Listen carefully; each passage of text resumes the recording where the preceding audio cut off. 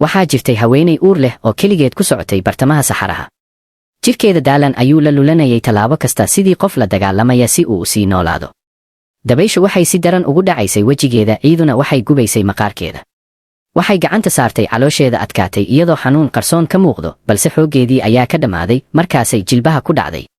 Waxay indhaha kor ugu qaaday cirka sidii qof gargaar dalbanaya, balse wax ay aragtay ma jirin marka laga reebo mugdi qaro weyn iyo boor qarinaya cirifka aragtida.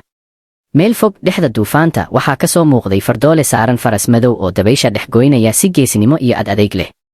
Markuu arkay muuqaalkeeda ayuu si lama filaan ah u joojiyey faraskiisii, isagoo si yaab leh u eegaya. Wuxuu is yidhi, haweenay xaaladan oo kale ah, cimilo sidan u daran, iyadoo dhalmo ku dhow. Codkeeda daciifka ah ayaa soo baxay iyadoo dhib ku hadlaysa. I caawi, ilmuhu waa imanayaa.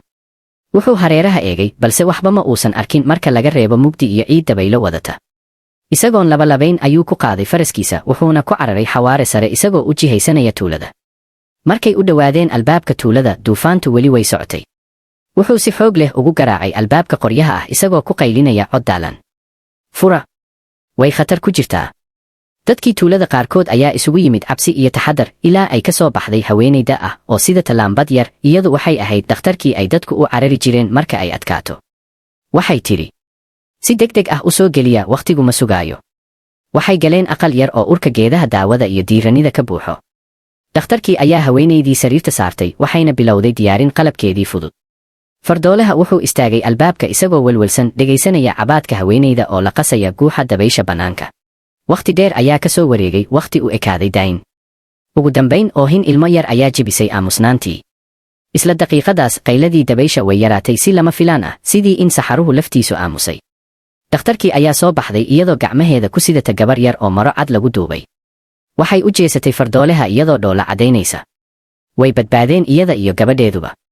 Wuxuu si tartiib ah u galay, wuxuuna arkay haweenaydii oo sariirta ku jiifta, midabkeedu cad yahay daal awgiis. Waxay indhaha si dhib leh u furtay, waxayna tidhi, gabadhayda waxaan u bixin doonaa Qadar. Fadlan ha ogaado qofna inaan halkan joogay. Haddii qof shisheeye i weydiiyo, u sheeg inaan baxnay. Wuxuu si yaab leh u eegay, dabadeedna si dejin leh ayuu u yidhi, ha walwalin. Anigu waxaan ahay Saalim, hogaamiyaha tuuladan, wax dhibaato ahna kuma imaan doonto. Laakiin waxaan rabaa inaan fahmo maxaa kuu keenay saxaraha habeenkaas. Waxay u jeesatay gabadheedii yarayd, waxayna si hoose u tidhi, marka wakhtigu gaaro waad ogaan doontaa. Neefsatadeedu way degtay, waxayna ku dhacday hurdo u eg sagootin.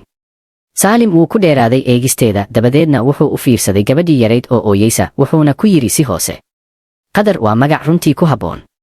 Markii waagu baryay, Saalim wuxuu u qaaday haweenayda iyo gabadheedii gurigiisa, halkaas oo hooyadiis ku sugnayd. Waxay ku qaabishay yaab iyo su'aalo ka muuqda indhaheeda, iyadoo ilmihii yarayd ku duubtay laabteeda kuna kululaysay jacayl. Saacadaha subaxda waxay ku dhaafeen deganaansho ay hareeyeen ammaan iyo sir qarsoon. Markay haweenaydii xoogaa soo kabatay, Saalim ayaa u soo dhowaaday oo dhinaceeda fadhiistay. Indhihiisu waxay ka raadinayeen wejigeeda jawaab, codkiisuna wuu deganaa balse adkaa. Waxaan rabaa inaan fahmo sheekadaada.